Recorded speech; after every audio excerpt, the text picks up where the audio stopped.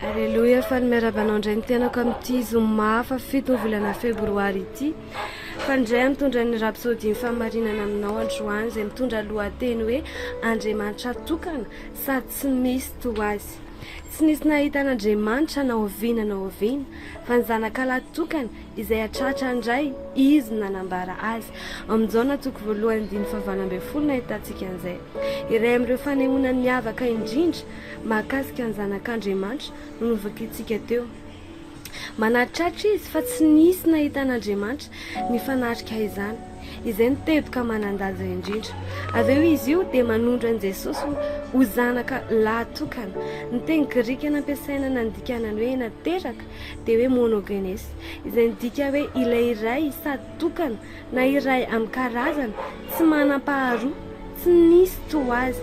Voalazy eto fa Jesosy ilay anjanaka nateraka indray.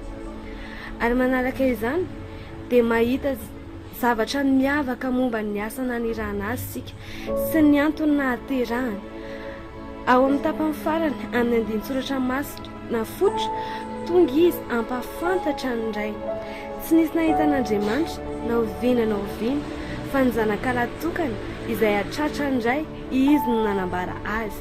Ny teny hoe nanambara dia avy amin'ny teny grika hoe exeomai, izay midika fa Jesosy ilay zanakala nateraka Andriamanitra dia tonga mba anambara an'Andriamanitra amin'ny olona izy. Tonga izy mba ampiseho amintsika hoe tahaka ny ahoana Andriamanitra, naka ny endriky ny olona izy. Tonga izy anambara sy aneho ny toetra n'Andriamanitra. Eritrereto izao ny fiainana izay ananana no nomeny ianao. Amin'izao voalohany toko 10:12 ka hatramin'ny 12 dia milaza izy hoe ary ny Baiboly dia milaza fa tahaka azy isika, dia tahaka izany koa isika ao amin'izao toa izao.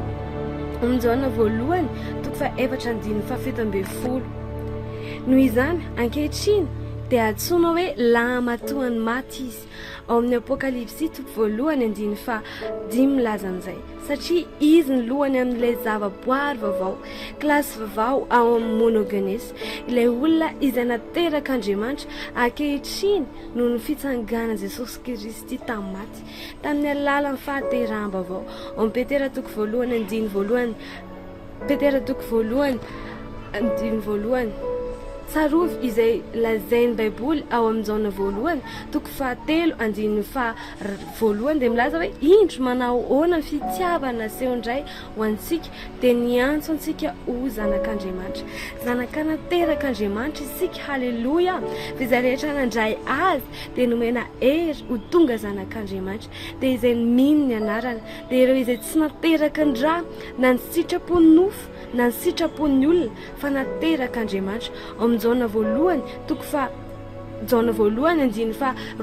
ka hatramin'ny 17 ny ao amin'ny Jakoba toko 1:17 hoe tamin'ny sitrapony no niterahany antsika tamin'ny teny fahamarinana mba ho santatry ny zavatra noforoniny isika. Halleluia. Isika ny voalohany sady tsara indrindra, ilay iray sady tokana na iray amin'ny karazany zavatra rehetra, tsy manam-paharoa. Vakeo amin'ny Petera voalohany toko 2:7. Halleluia. Dia manasanao za amin'izao fotoan'izao, anao an'izao vavaka fanekempinoana izao, za milaza dia ianao mamerina, ray malalo misaotra aminao na ny fitahiana ny fiainana mandraka izay ho an'izay rehetra mandre sy mandray ny afatra ny filazantsara. Amin'izao fotoan'izao dia maro no andre sy atakatra ny alalan'ny fitiavanao sy ny fanasana azy ireo mba ho ateraka indray ka handray ny fiainan'Andriamanitra rehefa toriana manerana an'izao tontolo izao ny filazantsara. Amin'ny anaran'i Jesosy, amen, amen.